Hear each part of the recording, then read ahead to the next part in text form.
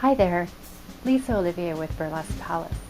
Today's installment will answer the question, why set the series in New Orleans?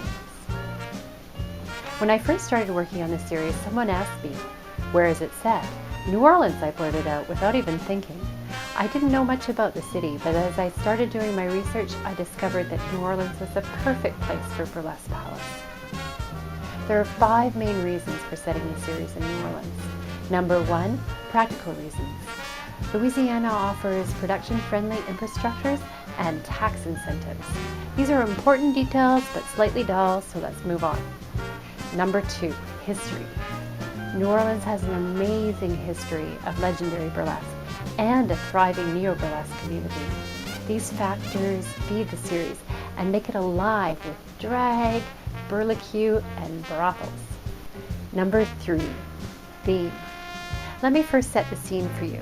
New Orleans, a city that every year subsides deeper into the sea. If you have to bury someone in New Orleans, you pile bricks on top of the soil to keep the body from resurfacing.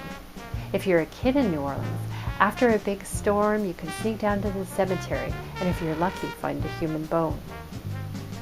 Burlesque Palace is about surfacing secrets and the forces that demand they stay buried. So New Orleans is the perfect setting for this series.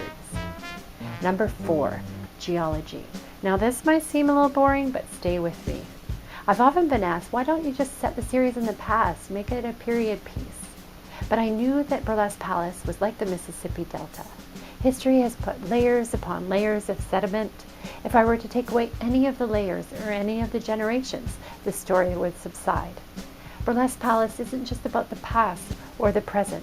It's about how the past informs the present. I often picture Gretchen, the main character of the first season, to be a bit like the Mississippi River. When New Orleans was first settled, the Mississippi was both a godsend and a curse. If a river is allowed to naturally take its course, over the years it deposits sediment, which forces the river to take a new course. But because New Orleans depended on the river, it levied it for protection, but also to keep it on track. Likewise, Gretchen was wild in her past, so wild that a man died because of her. She has chosen to levy her life with a safe job, sobriety, and her attempt at celibacy. She learns that you can't levy a life and truly live to tell the tale. Number 5. This may be the most important reason to set a series in New Orleans. It's unique. If all the cities in America were a character, New Orleans is the one you'd want to have to a dinner party. I was lucky enough to take 2 research trips down to the city, and I was taken in by locals who kept me away from Bourbon Street and allowed me to catch a glimpse into this truly impossibly possible magical city. But more on that tomorrow. Bye for now.